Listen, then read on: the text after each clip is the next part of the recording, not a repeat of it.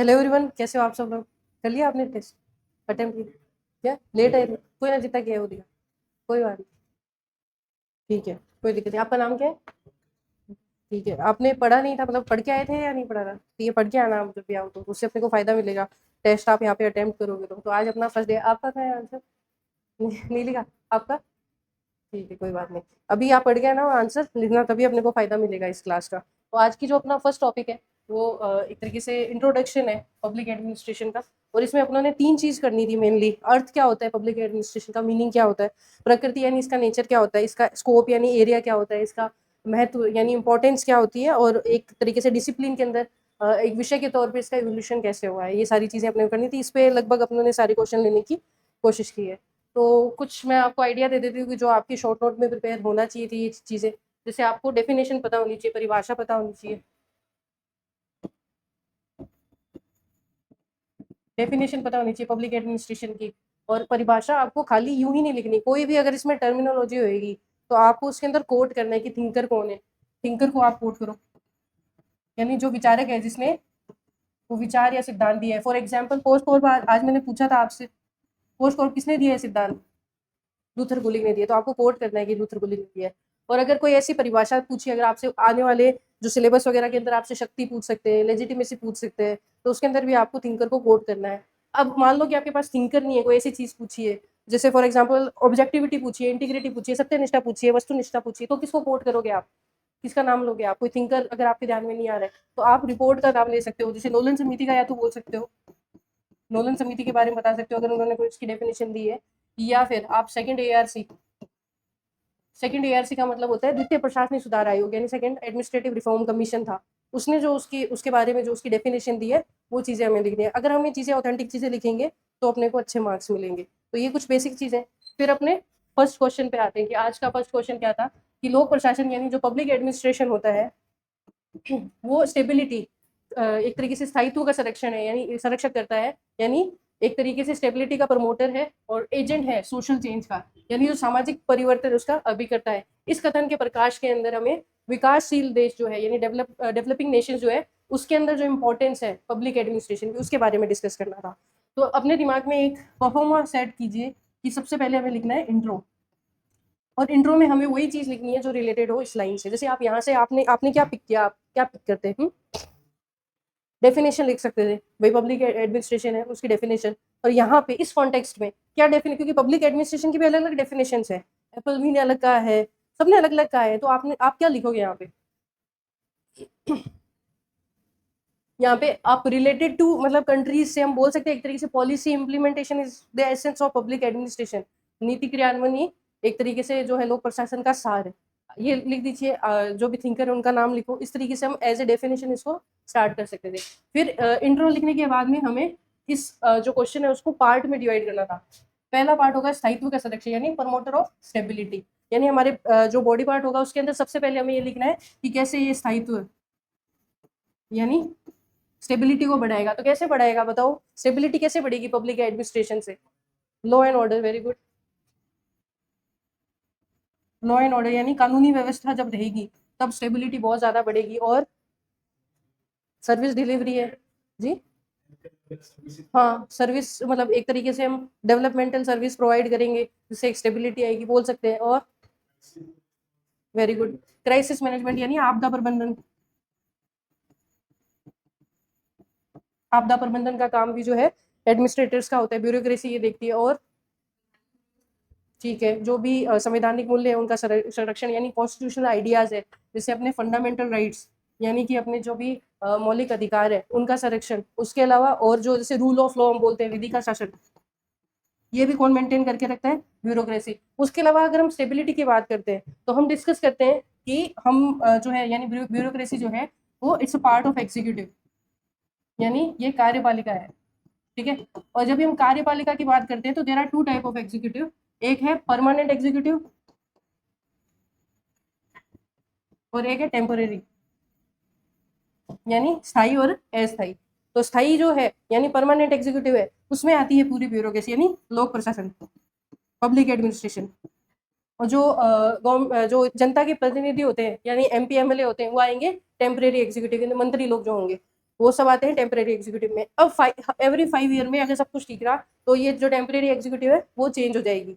लेकिन परमानेंट जो एग्जीक्यूटिव है वो जब से उन्हें रिक्रूट किया, जब तक वो रिटायर नहीं हो जाते तब तक ये लोग रहेंगे। तो ये इससे क्या होता है, पॉलिसी की स्टेबिलिटी आती है, यानी नीति का स्थायित्व हमें देखने को मिलता है। तो सरकार है वो एक क्रमिक तौर पे चलती है। हम देखते हैं मॉडल कोड ऑफ कंडक्ट लगता है, सरकारें बदलती है, उस टाइम पे कौन ध्यान रखता है, क्यों अराजकता नहीं फैलती, अनारकी नहीं फैलती, क्योंकि ये लोक प्रशासन ही है जो इन सबको बांध के रखता है।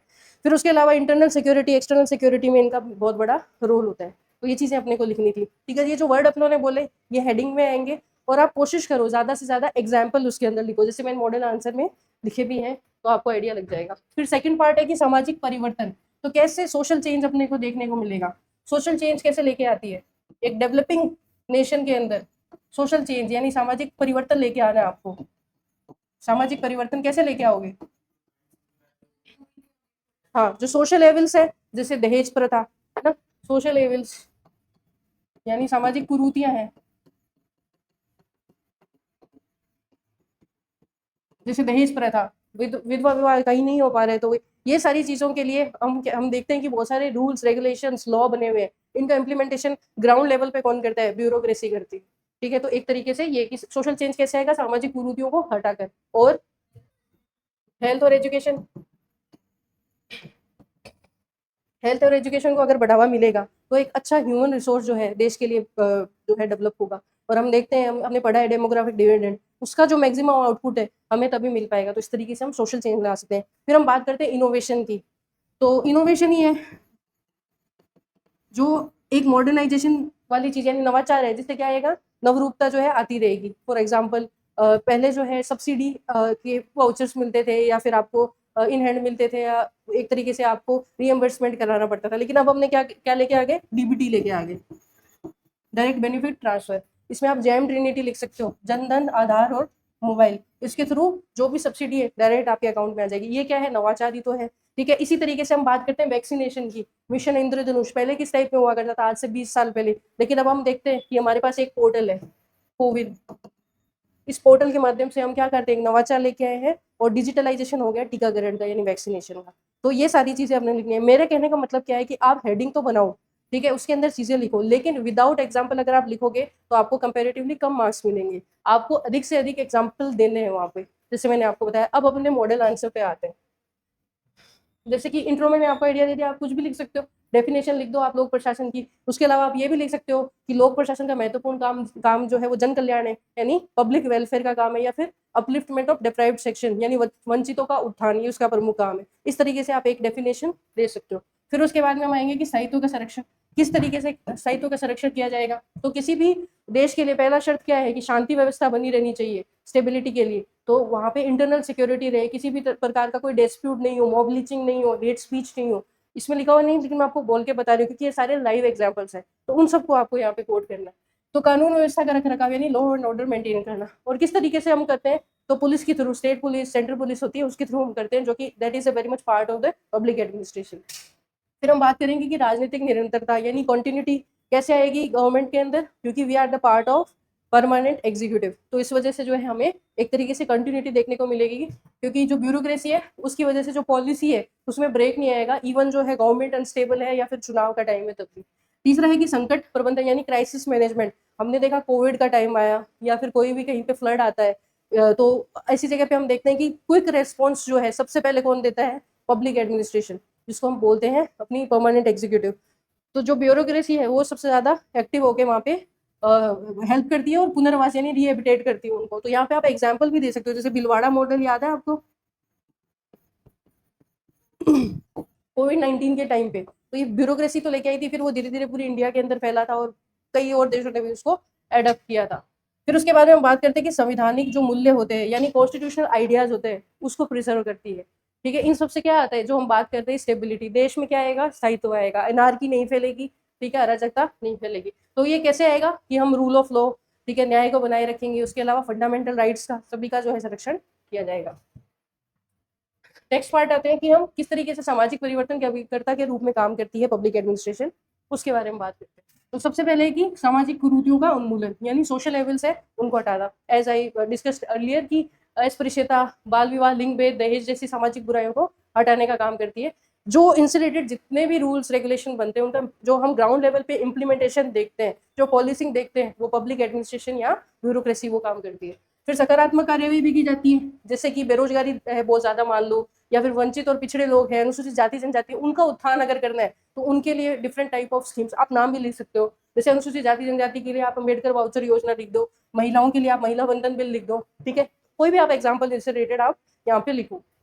फिर गरीबी उन्मूलन और रोजगार सृजन यानी eradication of poverty and employment generation, तो एमजी नरेगा हमने देखा जिसका नाम चेंज करके अब वीबीजी राम जी कर दिया है, तो वहाँ पे यहाँ पे एग्जाम्पल। तो खाद्य सुरक्षा यानी नेशनल फूड सिक्योरिटी एक्ट को यहाँ पे आप कोट कर सकते हो, ठीक है। तो इस टाइप के जो भी अधिनियम वगैरह है, योजना वगैरह है, उसका काम जो है वो पब्लिक एडमिनिस्ट्रेशन का ही होता है। और एक चीज हमने पढ़ी भी है कि खाली इम्प्लीमेंटेशन ही नहीं करती, जो हम देखते हैं डेलीगेटेड लेजिस्लेशन पढ़ा है आपने, प्रत्यायोजित विधान, क्या होता है इसका मतलब?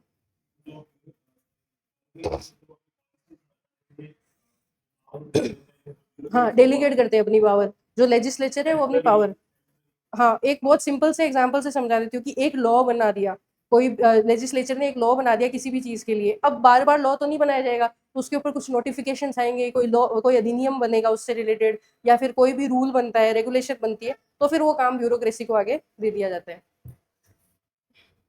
फिर हम बात करें कि शिक्षा और स्वास्थ्य का प्रसार, तो अगर हम देखते हैं ग्राउंड लेवल के ऊपर, जैसे आप देखते हो कि आयुष्मान भारत स्कीम वगैरह है, या फिर एक तरीके से समग्र शिक्षा अभियान वगैरह है, तो इसका इम्प्लीमेंटेशन कौन करता है? वो पब्लिक एडमिनिस्ट्रेशन जो है उसका काम होता है। तो ये सब का एक्सटेंशन करके अच्छा जो ह्यूमन रिसोर्स है या ह्यूमन कैपिटल है वो फॉर्म करता है। तो इस तरीके से क्या आता है? सामाजिक बदलाव आता है और आधुनिकीकरण और नवोन्मेष यानी मॉडर्नाइजेशन आता है। डीबीटी जैसे नवाचार हमने देखा, जिससे क्या है सामाजिक चेंज आएगा यानी सोशल चेंज आएगा।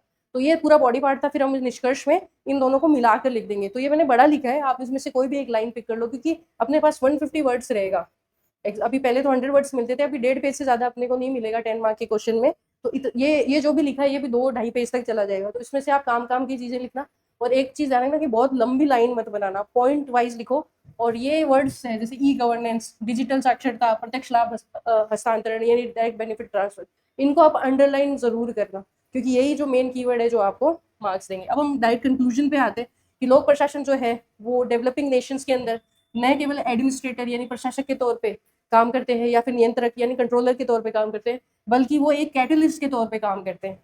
यानी हम दो हाथ मानेंगे एक तरीके से ह्यूमन बॉडी का, एक हाथ से तो ये समाज की शांति सुरक्षा यानी कि एक तरीके से पीस और सिक्योरिटी को बढ़ावा देंगे, ठीक है, और इससे क्या बनेगा? स्टेबिलिटी बनेगी। दूसरे हाथ से ये प्रगतिशील सुधार करेंगे यानी एकदम डेवलपमेंटल रिफॉर्म्स लेके आएंगे, जिससे जितनी भी कल्याणकारी योजनाएं हैं यानी वेलफेयर की स्कीम्स है, उनके माध्यम से सरकार को एक नए युग की ओर हो जाए, एक नए एरा की तरफ वो अग्रसर हो सके। तो इस तरीके से अपने को इसको कंक्लूड करना।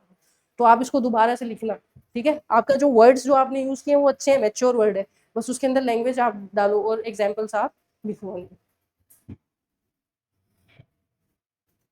ठीक है, नेक्स्ट क्वेश्चन पे हम आते हैं कि एक स्वतंत्र अनुशासन के रूप में यानी एक इंडिपेंडेंट डिसिप्लिन के तौर पे जो लोक प्रशासन है, जो पब्लिक एडमिनिस्ट्रेशन है, उसका जो भी एवोल्यूशन हुआ है यानी उसका एक तरीके से वो जो उदाहरण हुआ है, उसके 5 चरणों का जो एक्चुअल में 6th मान लेते हैं अभी, क्योंकि अभी लास्ट वाला चरण एलपीजी के बाद से लेकर अभी तक का जो भी चला है उसको भी हम ऐड कर लेंगे। तो उसको हमें एक तरीके से बताना है, क्रोनोलॉजिकल ऑर्डर के अंदर एक्सप्लेन करना है। तो जैसे मैंने इसका मॉडल आंसर में भी दिया है कि बेस्ट तो ये होगा कि आप खुद याद करने के हिसाब से भी एक टेबल बना लो और एग्जाम में भी आप उसको टेबल को बनाओ, तो बहुत सही उससे मैसेज आएगा और मार्क्स भी अपने को मैक्सिमम मिलेंगे। मैं आपको मॉडल आंसर इसका दिखा देती हूँ।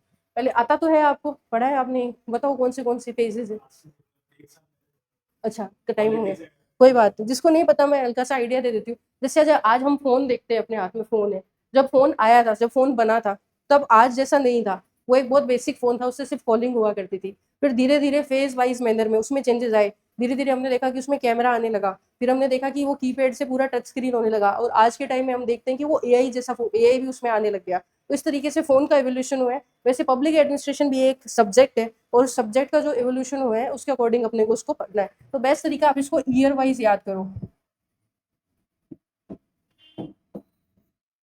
जैसे 1887 से लेकर फिर आगे आपको 1927 तक एक एक फेज जो है वो चलता है, उसको याद करना है।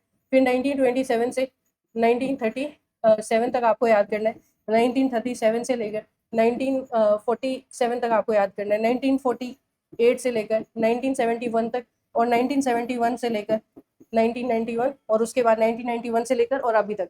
और ये first phase, second, third phase, fourth और फिफ्थ, और जो सिक्स्थ फेज है वो होगा 1991 से लेकर अभी तक, यानी प्रेजेंट तक, वर्तमान तक जो भी चल रहा है वो। ये सारे फेजेस है। ईयर वाइज सबसे पहले आप याद करो, फिर हम उसके अंदर की बात करते हैं। जैसे अलग अलग फेजेस में इसको डिवाइड करेंगे। सबसे पहला और सबसे बेस जो बना था, जिसके अंदर इस डिसिप्लिन को इंट्रोड्यूस किया गया था, इस विषय को इंट्रोड्यूस किया गया था, उस फेज में था कि राजनीतिक प्रशासन द्वैत भाव या फिर द्विविभाजन या डिक्नोटोमी बोलते हैं। इसका एक सिंपल सा अर्थ होता है कि इन्होंने पहली बार फर्स्ट फेज में ये कहा कि जो पॉलिटिकल साइंस है और पब्लिक एडमिनिस्ट्रेशन है वो एक नहीं है, वो अलग अलग है, दो अलग अलग सब्जेक्ट है। और ये एक तरीके से बर्थ मिला था पब्लिक एडमिनिस्ट्रेशन को कि उसे भी एक अलग पहचान दी गई थी। तो फर्स्ट फेज का ईयर याद रखना 1887 से 1926 के अराउंड। फिर इसका नाम क्या था, तो पॉलिटिकल और पब्लिक एडमिनिस्ट्रेशन की डिक्नोटोमी, यानी कि द्वैत विभाजन, पॉलिटिक्स एडमिन डिक्नोटोमी, ये आपको ध्यान रखना है। यानी एक तरीके से इसका द्विविभाजन, दोनों को अलग अलग माना। और इसमें बहुत इंपॉर्टेंट रोल था वुड्रो विल्सन का, जो कि अमेरिका के राष्ट्रपति भी रह चुके हैं। ठीक है, लोक प्रशासन और राजनीतिक विज्ञान को अलग कर दिया। इनको बोला कि इस दोनों का इंडिपेंडेंट अस्तित्व है, दोनों का अपना अपना अस्तित्व है।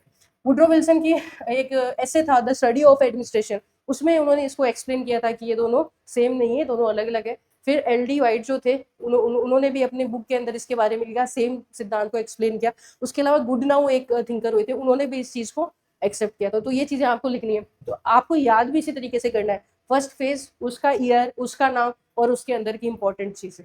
अब हम सेकंड फेज पे आते हैं, 1927 से लेकर 1937 तक। ठीक है, लगभग 10 साल, पूरे 10 साल। ये इसमें है कि प्रशासन के सिद्धांत, इसको एरा ऑफ गोल्डन रूल्स, मतलब सिद्धांतों का स्वर्णकाल भी बोलते हैं, गोल्डन एरा ऑफ प्रिंसिपल भी बोलते हैं इसको। क्योंकि अब नई नई कोई चीज आ गई तो सब, जैसे एआई आई तो सब एआई के पास भाग के आ गए, नए नए वीडियो बन रहे हैं, ऑडियो बन रहे हैं। इससे पहले कुछ नई चीज आई थी तो सब, जैसे टिकटॉक आई थी तो सब टिकटॉक पे वीडियो बनाने लगे। वैसे ही जैसे नया कुछ एक सब्जेक्ट दिखा तो सब उसकी तरफ जाकर नए नए सिद्धांत बनाने लगे। ठीक है, नए नए प्रिंसिपल बनाने लगे। तो इसे बोलते ही सिद्धांतों का स्वर्णकाल है। तो बहुत सारे साइंटिफिक और यूनिवर्सल सिद्धांत आए, जैसे कि पोस्टकॉर्ब हमें देखने को मिलता है। किसने दिया था पोस्टकॉर्ब? लूथर गुलिक ने दिया था।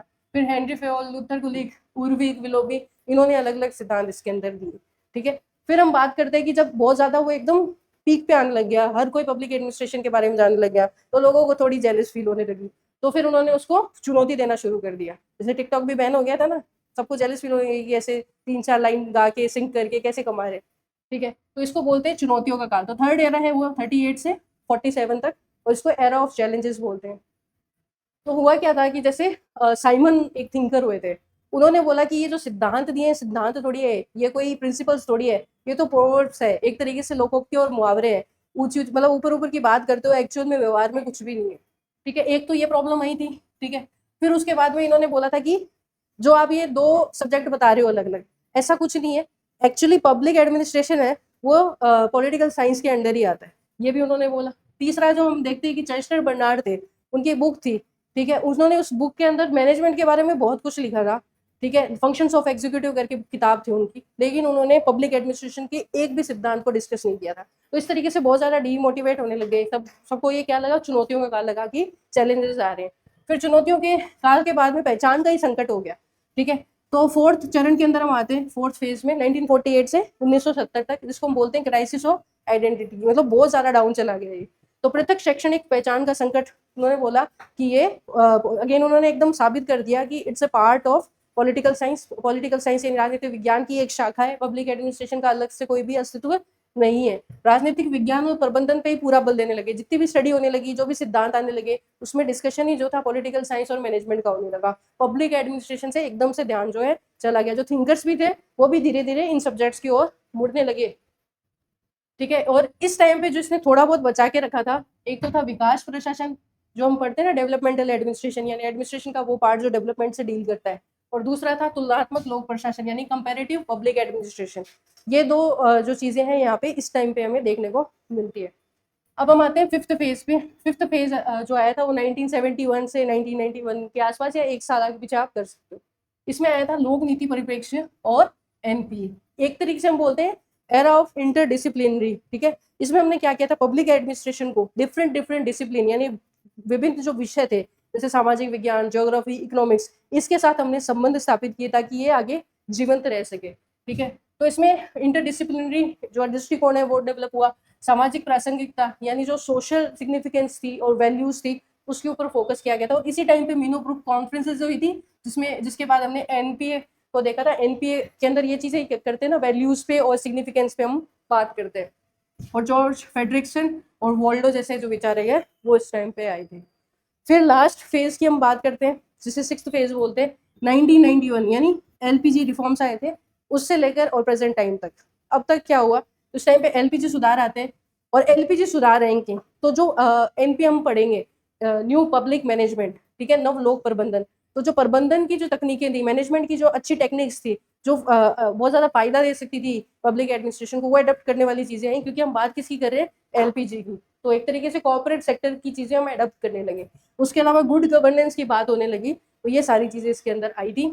उसमें उदारीकरण, निजीकरण, वैश्वीकरण और बाजार उन्मुख प्रशासन यानी एक तरीके से मार्केट ओरिएंटेड जो है एडमिनिस्ट्रेशन, उसको बढ़ावा मिला। तो इस तरीके से एज ए सब्जेक्ट मैंने कोशिश की है थोड़ा सा इसको इजी करने की, सिर्फ कीवर्ड ही दिए हैं तो आप इसको याद कर लेना एज इट इज। और आपके बुक में या फिर कहीं आपके नोट्स में और अच्छी चीजें तो इसको एड ऑन कर लेना उसके अंदर। हाँ, ये चीज जानना कि इस फेज के अंदर 3E पे बहुत ज्यादा फोकस किया था, एफिशिएंसी, इकोनॉमी एंड इफेक्टिवनेस। तो हम एनपीएम की बात करते तो एनपीएम में भी तो ये मेन जो है फीचर है। उसके अलावा जो स्टेट है वो अब कंट्रोलर की बजाय क्या होने लगा, फैसिलिटेटर, तो फैसिलिटीज प्रोवाइड करने लग गया। अब हम नेक्स्ट क्वेश्चन पे आते हैं। इसमें है कि हमें क्रिटिकली एग्जामिन करना है। लूथर गुलिक ने जो एक तरीके से दृष्टिकोण दिया था पोस्ट कोर का, यानी उन्होंने बताया था कि public administration is all about post core. ठीक है, क्या ये दृष्टिकोण लोक प्रशासन के पूर्ण क्षेत्र को यानी कंप्लीट जो एरिया है उसको कवर करता है, या फिर इसके अंदर कुछ और चीजें भी है, ये हमें डिस्कस करनी है। तो इसमें सबसे पहले हम इंट्रो में यही एक्सप्लेन करेंगे कि पोस्ट कोर है क्या, मतलब आधा पार्ट जो है बॉडी का यही बताएंगे हम कि पोस्ट कोर क्या होता है। फिर हम थोड़ी सी आलोचना करेंगे, ठीक है, कि पोस्ट कॉर्प जो है अच्छा एक सिद्धांत है लेकिन ये इन चीजों को कवर नहीं कर पाता। और फिर हमें एक बैलेंस्ड कंक्लूजन इसके अंदर लिखेंगे। तो इस तरीके से आपको इसको कवर करना था। अब हम आते हैं कि पोस्ट कॉर्प जो है सिद्धांत एक क्लासिकल थ्योरी है जो लूथर गुलिक ने दी थी, यानी शास्त्रीय सिद्धांत में आता है। ये 1937 में दिया था, ईयर नहीं भी लिखोगे तो भी चल जाएगा। अब हम बात करते हैं कि पोस्ट कॉर्प कहता क्या है। तो लूथर गुलिक के अकॉर्डिंग जितने भी हाई लेवल के ऑफिशियल्स है यानी उच्च अधिकारी होते हैं, उनके जो मेन काम होते हैं वो इन 7 गतिविधियों में, 7 एक्टिविटीज में उन्होंने डिवाइड किया। जैसे प्लानिंग, ठीक है, प्लानिंग में आता है नियोजन, योजना बनाना। संगठन के उद्देश्यों को प्राप्त करने के लिए क्या करना है, यानी एक ऑर्गेनाइजेशन है, इसके कुछ ऑब्जेक्टिव होंगे और उनको प्राप्त करने के लिए हमें क्या क्या करना चाहिए। जैसे गवर्नमेंट है, गवर्नमेंट का ऑब्जेक्टिव क्या है भाई, डेवलपमेंट होना चाहिए देश का, एजुकेशन अच्छी होनी चाहिए। इस तरीके से हमारी जो सिटी है वो बहुत स्मार्ट, जो स्मार्ट सिटी मिशन बनाया हमने, साफ सफाई होनी चाहिए उसके लिए, स्वच्छता मिशन बनाया, हेल्थ अच्छी होनी चाहिए, हेल्थ पॉलिसी बनाई। तो ऐसे एग्जाम्पल जरूर लिखना आप, example health policy of A state, इस तरीके से आप दे सकते हो। फिर आएगा ऑर्गेनाइजिंग, यानी हमें इन उद्देश्यों को पूरा करने के लिए एक स्ट्रक्चर चाहिए, ऑर्गेनाइजेशन चाहिए, डिपार्टमेंट्स चाहिए, बोर्ड्स चाहिए और अलग अलग जो है हमें बॉडीज चाहिए, तो उसको हम ऑर्गेनाइज करेंगे। फिर आता है स्टाफिंग, यानी डिफरेंट डिफरेंट स्टाफ चाहिए। अगर हम पब्लिक एडमिनिस्ट्रेशन की बात करें तो UPSC, SSC, state public service के जितने भी लोग, उनको हम रिक्रूट करेंगे, ट्रेन करेंगे, उनका वेतन होगा, कुछ उनकी पदोन्नति होगी यानी उनका प्रमोशन होगा, उनके रेम्यूनरेशन होंगे, अलाउंसेस होंगे, वो सारी चीजें जो है इसमें स्टाफिंग में आएंगी। देन डायरेक्टिंग, डायरेक्टिंग का मतलब क्या होता है, आप डायरेक्शंस दे रहे हो। जैसे फॉर एग्जांपल अभी कोविड आया था, आपने देखा था, जैसे ही कोविड आता, कोई फर्स्ट वेव जो आई थी, फिर फर्स्ट लॉकडाउन लगा तो तुरंत एडवाइजरी जारी हो जाती थी, ठीक है, अलग अलग डिपार्टमेंट की। ऐसे ही अगर युद्ध का टाइम चल रहा है तो एडवाइजरी जारी हो जाती है। तो ये सारी डायरेक्शन जो है वो दी जाती है ऊपर से सबऑर्डिनेट्स को काम करने के लिए। फिर कोऑर्डिनेशन, यानी डिफरेंट डिपार्टमेंट के, different ministries, different department, different staff के बीच में समन्वय स्थापित करना, कोऑर्डिनेशन, ताकि जो हमारे ऑब्जेक्टिव उसको अचीव किया जा सके।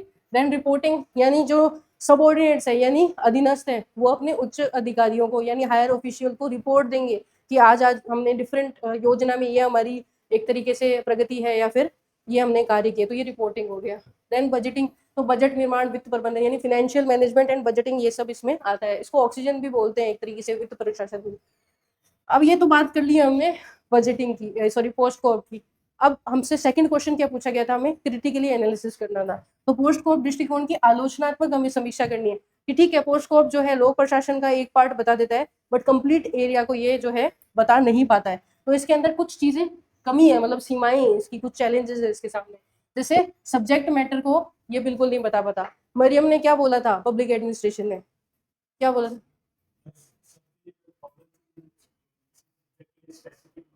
हाँ, उनका एक फेमस कथन है कि मतलब public administration is like Caesar. उसके अंदर एक फलक जो है वो पोस्ट कोड है, तो दूसरा विषय वस्तु है, सब्जेक्ट मैटर है। तो गवर्नमेंट खाली पोस्ट कोड काम नहीं करने से नहीं चलेगा, अलग अलग डिफरेंट एरिया है, जैसे कृषि है, शिक्षा है, स्वास्थ्य है, उसमें भी काम करना पड़ेगा। That is also related to public administration, वो भी पब्लिक एडमिनिस्ट्रेशन का एक पार्ट है। ठीक है, तो प्रशासनिक प्रक्रियाओं जैसे फाइल चलाना या बजट बनाने तक ही सीमित नहीं है पब्लिक एडमिनिस्ट्रेशन। आपको शिक्षा, पुलिस, कृषि, समाज, इन सब के बारे में कार्य करना पड़ेगा। और या मैंने आपको बताया था थिंकर को कोट करना, तो मरियम को यहाँ पे आप कोट करो, जो मैंने आपको कोटेशन बताया आप लिख सकते हो। फिर पॉलिसी फॉर्मेशन, हमने सारी बात करी पोस्ट कोड की, लेकिन नीति निर्माण भी यानी पॉलिसी फॉर्मेशन भी it's a part of public administration. और हमने देखा कि ये पूरी तरीके से यहाँ पे उपस्थित नहीं है, तो ये भी एक बहुत बड़ी शॉर्टेज है, एक तरीके शॉर्टकमिंग है। फिर हम बात करते हैं कि मानवीय और सामाजिक पक्षों की अनदेखी, तो ये एक तरीके से मशीन की तरह डिस्क्राइब किया है पोस्ट कोड के अंदर। इसमें ह्यूमंस के बारे में कुछ भी नहीं है, ह्यूमन रिलेशंस के बारे में कुछ भी नहीं है। फिर हम बात करते हैं कि जो पर्यावरण या फिर एनवायरमेंटल फैक्टर्स है, उसको यहाँ पोस्ट कोड में हमें देखने को नहीं मिलता है। जैसे प्रशासन एक बंद व्यवस्था में काम करता है, यही बताता है पोस्ट कोड, लेकिन हमें पता है कि जो पॉलिटिकल चीजें हैं, पॉलिटिकल फैक्टर है, राजनीति, वो भी इसको प्रभावित करेगी, अर्थव्यवस्था भी प्रभावित करती है, सोशल सिनेरियो भी प्रभावित करता है। ऐसा कुछ भी पोस्ट कोड में नहीं लिखा हुआ। उसके अलावा सोशल वेलफेयर की हम बात करते हैं, सोशल वेलफेयर ये भी नहीं दिखता हमें पोस्ट कोड के अंदर। इनोवेशन, इनोवेशन तो बैकबोन बोलते हैं प्रशासन की, जो जिंदा रखता है प्रशासन को, वो भी हमें पोस्ट कोड में और भी आपको कुछ चीज मिले, टेक्नोलॉजिकल एडवांसमेंट वगैरह, ये सब भी हमें पोस्ट कोड में देखने को नहीं मिलता। तो हम बता सकते हैं कि पोस्ट कोड टेक्निकल और प्रबंधकीय दृष्टि से तो इसको एक्सप्लेन कर देगा, लेकिन जो एक्स्ट्रा चीजें हैं, जैसे अब हम बताते हैं लोक कल्याण, नीति निर्माण, ये सब जो है, जन सेवा, जन सहभागिता, इन सब के बारे में बात नहीं करता। यानी ये थ्योरेटिकल बातें तो बताता है, लेकिन व्यवहार के तौर पे यानी एक तरीके से प्रैक्टिकल इंप्लीमेंटेशन में कैसे पब्लिक एडमिनिस्ट्रेशन काम करता है, इसके बारे में पोस्ट कोड एक्सप्लेन नहीं कर पाता। तो ये पूरा क्रिटिकल एनालिसिस है।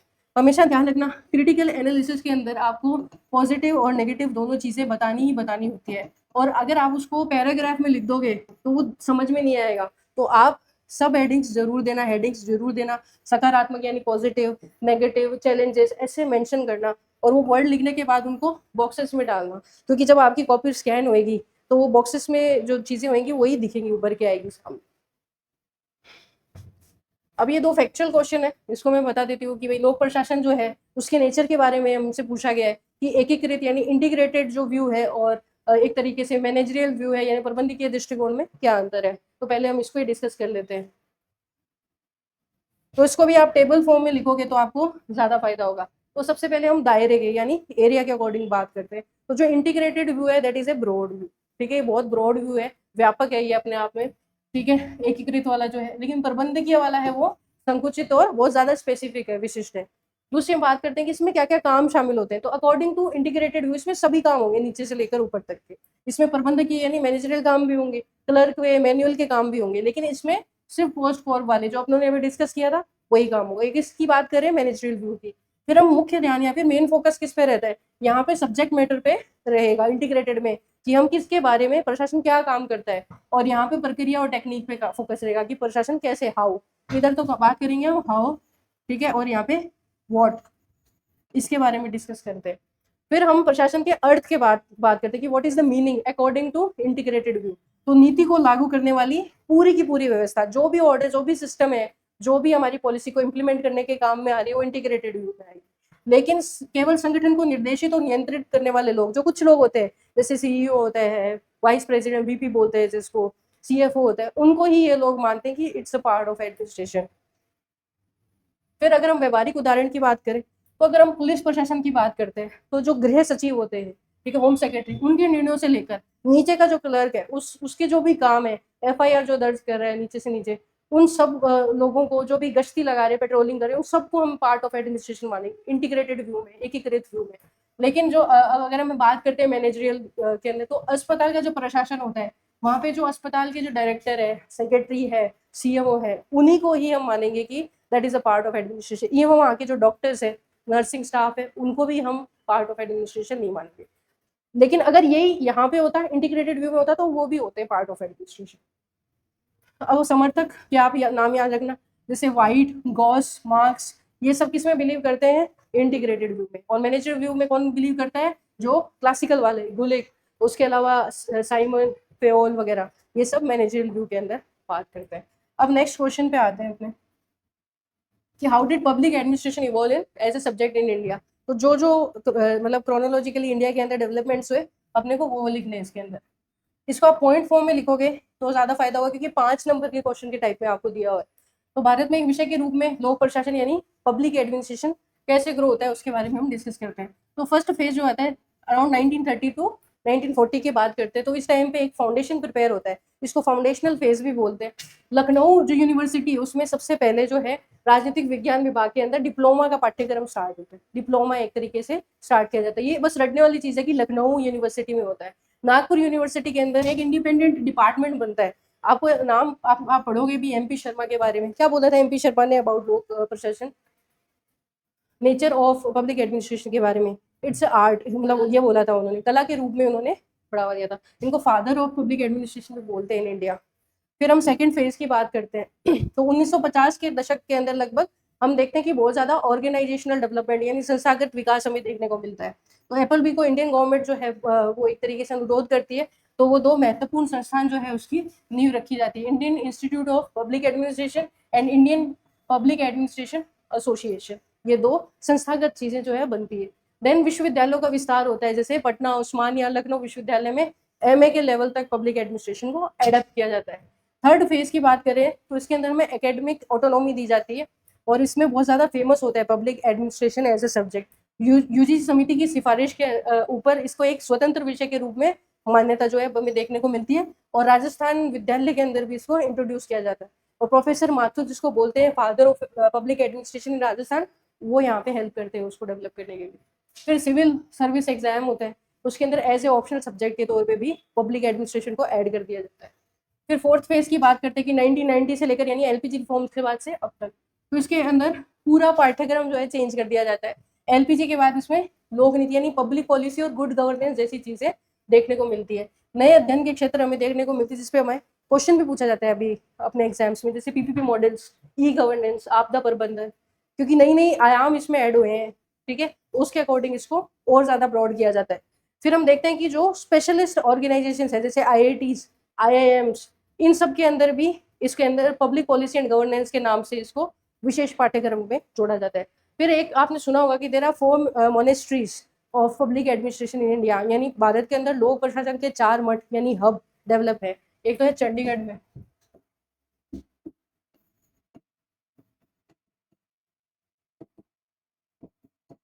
चंडीगढ़ में, एक है लखनऊ में, एक है हैदराबाद में, और एक है जयपुर में। तो इस तरीके से एज ए सब्जेक्ट जो है पब्लिक एडमिनिस्ट्रेशन इंडिया के अंदर इस तरीके से डेवलप हुआ है। तो ये पूरा फैक्चुअल था, इसको याद ही करना, ऐसा कोई कॉन्सेप्ट नहीं है जिसको हम समझे। नेक्स्ट क्वेश्चन पे आते हैं। फिफ्थ क्वेश्चन है हमारा कि एक तरीके से व्यवहारिक रूप में अगर हम बात करें, प्रैक्टिकल वे के अंदर हम बात करें, तो public administration is a art और इट्स ए साइंस। इसका हमें समालोचनात्मक परीक्षण करना है। तो कुछ हमें फॉर में देने हैं, कुछ अगेंस्ट में देने हैं। कला और विज्ञान दोनों के साथ और अगेंस्ट दोनों के अंदर हमें कुछ कुछ पॉइंट्स देने हैं। पहले अगेन अगर आप इंट्रो में लिखना चाहो तो पब्लिक एडमिनिस्ट्रेशन का इंट्रो दे दो, डेफिनेशन लिख दो। फिर आप लिखो कि कला के रूप में कैसे पब्लिक एडमिनिस्ट्रेशन एक आर्ट है, कला है, उसके साथ उसके कुछ 2-3 पॉइंट, फिर साइंस के तौर पे 2-3 पॉइंट, और फिर उसमें आलोचना कि कैसे ये साइंस नहीं है या फिर आर्ट नहीं है, और फिर कंक्लूड करना है। तो कला के तौर पे कैसी कला है ये एक हमने डिस्कस करते हैं। ये तो बहुत पेट क्वेश्चन, बहुत रिपीट होता है। बताओ कैसे आर्ट है पब्लिक एडमिनिस्ट्रेशन? ओके, फिर भी ट्राई समथिंग मोर। आप बताना चाहो कैसे ये आर्ट है? आप तो साइंस के स्टूडेंट हो, आप भी बताना। ठीक है, एक प्लेटफॉर्म या मीडियम चाहिए अपने को।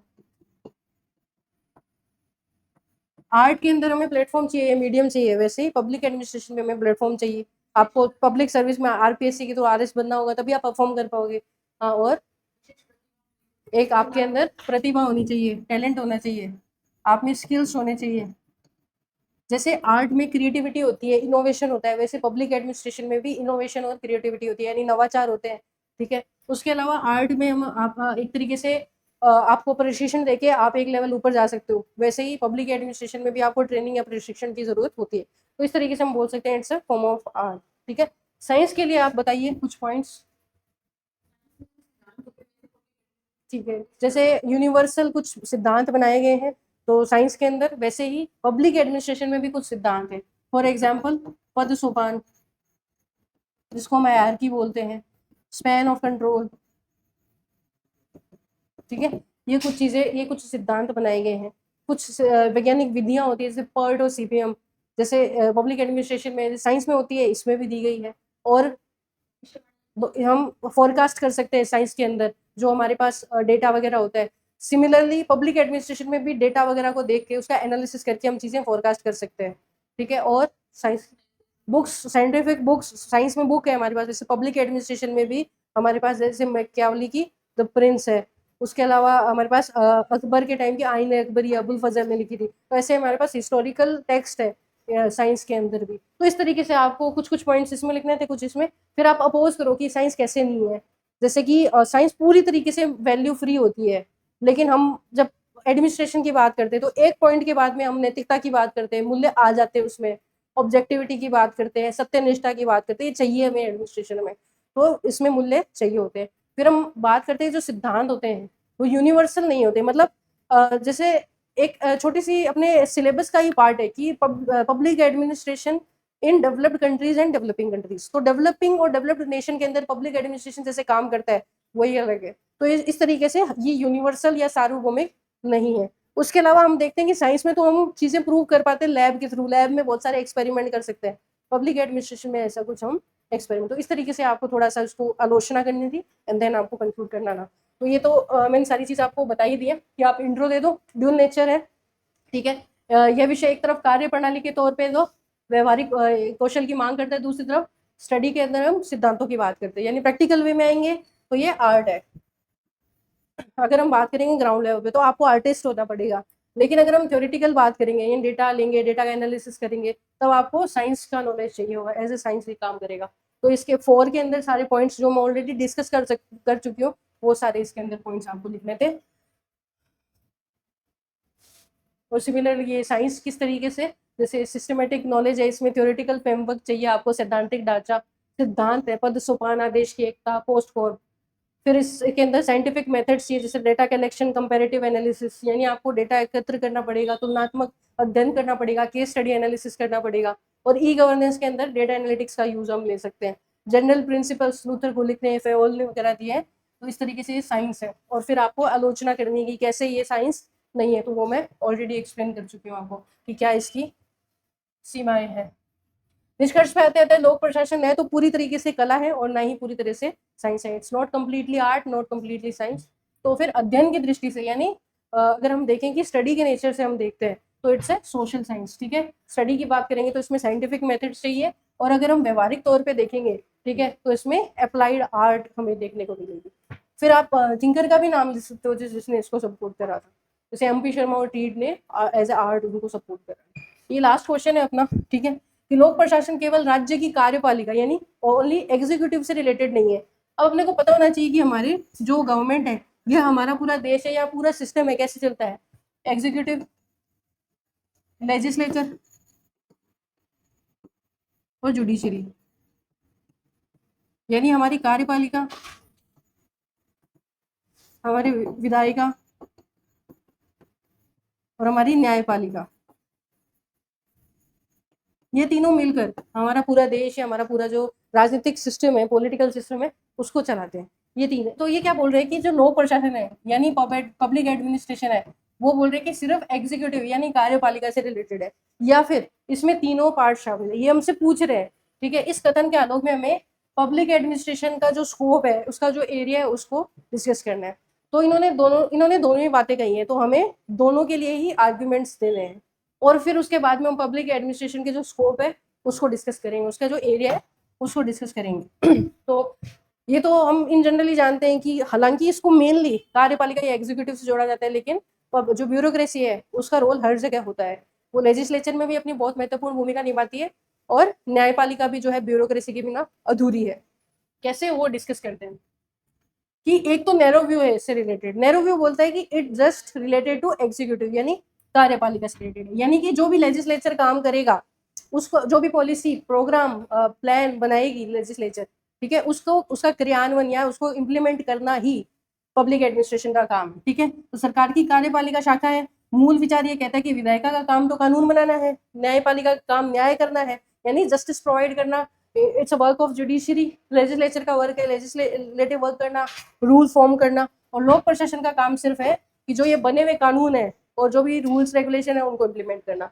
इसको समर्थन दिया था लूथर बुलिक साइमन ने गुडनाउन ने, जो क्लासिकल थिंकर्स थे उन्होंने इसको सपोर्ट करा था। अब हम ब्रॉड व्यू पे आते हैं। तो ब्रॉड व्यू जो है वो तीनों के बारे में डिस्कस करता है। उससे पहले हम बात करते हैं, एग्जाम्पल को लेते हैं। जैसे व्यवहारिक उदाहरण पे बात करते हैं कि सड़क सुरक्षा कानून बनते हैं, संसद मोटर वाहन अधिनियम पारित करता है, ऑटोमोबाइल से रिलेटेड एक अधिनियम पारित करता है, लेकिन सड़क पर चालान काटना, ट्रैफिक व्यवस्था संभालना, ये सब तो आरटीओ का काम है, यानी आरटीओ यहाँ पे क्या होगी, एग्जीक्यूटिव। कल्याणकारी योजना की बात करते हैं, एमजी नरेगा, आयुष्मान भारत, ये लॉज ये योजनाएं बनाई किसने है, लेजिस्लेचर ने बनाई है, लेकिन इसको जमीनी स्तर पे हम देखते हैं जिला कलेक्टर, बीडीओ, ये सब इंप्लीमेंट कर रहे हैं। तो ये इसका एग्जाम्पल हो गया। अब हम ब्रॉड व्यू की बात करते हैं। तो इस दृष्टिकोण के अनुसार, इस व्यू के अनुसार, लोक प्रशासन कार्यपालिका तो है ही, उसके अलावा लेजिस्लेचर और न्यायपालिका भी काम करता है। ठीक है, जैसे फॉर एग्जाम्पल, अच्छा आप बताओ कि लेजिस्लेचर में क्या काम है, क्या रोल है पब्लिक एडमिनिस्ट्रेशन का। हाँ, जो डेटा है, आंकड़े प्रोवाइड करना, एक रॉ स्ट्रक्चर प्रोवाइड कर देते हैं।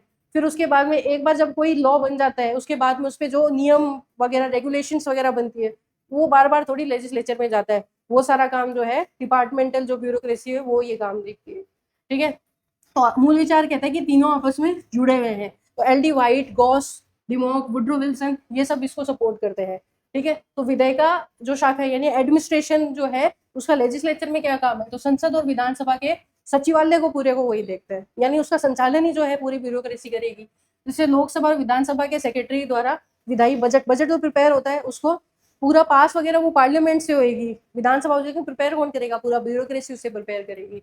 सांसदों के जो आवास है, ये सुरक्षा का प्रबंधन कौन करता है, वो ब्यूरोक्रेसी का काम है। ड्राफ्टिंग समितियों का जो भी एडमिनिस्ट्रेटिव हेल्प दी जाती है, सहयोग दिया जाता है, वो ब्यूरोक्रेसी के द्वारा किया जाता है। फिर कार्यपालिका शाखा में प्रशासन, वो तो मेन काम है ही पब्लिक एडमिनिस्ट्रेशन का, कि नीतियों का क्रियान्वयन, यानी जो भी पॉलिसी है उसका इम्प्लीमेंटेशन, कानून व्यवस्था यानी लॉ एंड ऑर्डर बनाए रखना, और विभिन्न टाइप की सर्विसेज प्रोवाइड करना। जैसे गृह मंत्रालय, स्वास्थ्य मंत्रालय, इन सब में दो टाइप की मैंने बताया था आपको स्टार्टिंग में, एग्जीक्यूटिव रहेगी, एक टेम्परेरी एग्जीक्यूटिव और एक परमानेंट एग्जीक्यूटिव। तो जो परमानेंट एग्जीक्यूटिव होती है वो पब्लिक एडमिनिस्ट्रेशन होती है। न्यायपालिका की बात करूं, यानी एडमिनिस्ट्रेशन इन जुडिशरी। तो अगर न्यायपालिका ने फॉर एग्जांपल कोई भी वर्डिक्ट दे दिया, अब उसको इम्प्लीमेंट कौन करवाएगा। जैसे फॉर एग्जांपल XYZ को आप गिरफ्तार कर लो, तो गिरफ्तारी कौन करेगा, वो काम है पब्लिक एडमिनिस्ट्रेशन का, तो वहां पे भी उनका रोल है। फिर उसके बाद में जो सबूत गवाह इकट्ठा करेगा वो कौन करेगा, FIR कौन लॉन्च करेगा। ये तो बेसिक एग्जाम्पल है। फिर हम बात करते हैं कि जैसे हाई कोर्ट, सुप्रीम कोर्ट के अंदर रजिस्ट्रार जो जनरल होते हैं, उनके द्वारा सारे मुकदमों की लिस्टिंग की जाती है। कोर्ट कर्मचारियों की भर्ती, डिजिटल कोर्ट जो चलते हैं, वो सब पब्लिक एडमिनिस्ट्रेशन के द्वारा देखा जाता है। फिर हम बात करते हैं ग्राउंड लेवल पे कलेक्टर, SDM, तहसीलदार, ये भू विवादों की सुनवाई करके कोर्ट की तरफ फैसला सुनाते। तो यहाँ पे हमें एसेंस देखने को मिलता है जुडिशरी का, यानी न्यायपालिका का एडमिनिस्ट्रेशन में। अब हम बात करते हैं कि तीनों एक तरीके से कोऑर्डिनेशन से काम करते हैं। जो पूरा सिस्टम है एक समन्वय पे चलेगा, एक कोऑर्डिनेशन पे चलेगा। ठीक है, तो आज का टाइम है वो गुड गवर्नेंस का टाइम है, सुशासन का काल है। ऐसे वर्ड आपको यूज करने हैं, ई गवर्नेंस, गुड गवर्नेंस, ऐसे वर्ड आप एक सेट ऑफ वर्ड्स बना लेना एक पेज में, जिस उस पूरे वोकैब को आपको यूज करना है अपने उस पेपर के अंदर, तभी वो इनकॉपरेट होंगे, ऐसे वो नहीं आएंगे आपके अंदर। ठीक है, तो यहाँ पे हम क्या करेंगे कि खाली कानून को लागू करना काम नहीं है, हम यहाँ प्रत्यायोजित विधान भी देखते हैं, यानी डेलीगेटेड लेजिस्लेशन। जैसे विधायिका का केवल मोटा ढांचा जो है वो विधायिका बनाती है, बाकी माइन्यूट चीजें हैं जैसे नियम, उपनियम, रूल्स, रेगुलेशंस, वो सब जो है अधिकारी ही ड्राफ्ट करते हैं। ब्यूरोक्रेसी, IAS, RS वगैरह जो डिफरेंट। फिर प्रशासनिक न्यायाधिकरण यानी एडमिनिस्ट्रेटिव ट्रिब्यूनल्स हमें देखने को मिलते हैं, जैसे कैट यानी सेंट्रल एडमिनिस्ट्रेटिव ट्रिब्यूनल्स। सेवा संबंधी कोई विवाद है उससे रिलेटेड, जैसे कोई आपको सर्विस डिलीवरी करनी थी, उससे रिलेटेड अलग ही ट्रिब्यूनल्स बना दिए गए हैं, क्योंकि वो जो विवाद है उनका नेचर क्रिमिनल नहीं है एक तरीके से, वो आपको पब्लिक सर्विस नहीं मिली, उसका आप एक तरीके से इश्यू क्रिएट कर रहे हो, उसको आप कंप्लेंट कर रहे हो, तो उसके लिए डिफरेंट ट्रिब्यूनल्स बना दिए गए। तो इस तरीके से न्यायपालिका में भी बहुत डायरेक्ट भूमिकाएं हमें देखने को मिल रही है। अब हम निष्कर्ष में आएंगे, और निष्कर्ष में वही चीज की हाँ, मुख्य काम जो है कार्यपालिका का है, यानी एग्जीक्यूटिव का, लोक प्रशासन का, लेकिन हमें देखने को मिला है कि तीनों अंगों के अंदर कोऑर्डिनेशन का काम यहाँ पे रहता है। जैसे विधायिका, कार्यपालिका और न्यायपालिका, व्यवहारिक तौर पे यानी एक प्रैक्टिकल वे के अंदर हम देखें तो तीनों में जो है ब्यूरोक्रेसी का रोल है। लोक प्रशासन केवल इम्प्लीमेंट ऑफ लॉज नहीं है, मतलब आपको पॉलिसी इंप्लीमेंट करना ही लोक प्रशासन नहीं है, बल्कि कानून बनाने में सहायता करना, उसके अलावा न्याय जो प्रोवाइड किया गया है जुडिशरी के द्वारा, उसका डिस्ट्रीब्यूशन, उसका वितरण, वो भी प्रशासन के सहयोग से किया जाता है। तो यथार्थवादी हम देखते हैं वो यही अवधारण है, यानी एक्चुअल में प्रैक्टिकल वे में ही होता है। तो ये तो था पूरा डिस्कशन अपनी क्लास का। अभी नेक्स्ट जो टॉपिक है वो आपके साथ शेयर कर देंगे, शेड्यूल पूरा दे देंगे आपको, आप पढ़ के आना, आप लिखना, फिर आप देखना कि जो आपको आउटपुट मिला है उससे ज़्यादा आपको बेनिफिट मिलेगा। आपकी कॉपी भी प्रॉपर चेक करके हम देंगे आपको, ठीक है। तो थैंक यू सो मच, आज के लिए मिलते हैं हम अपनी अगली क्लास के लिए।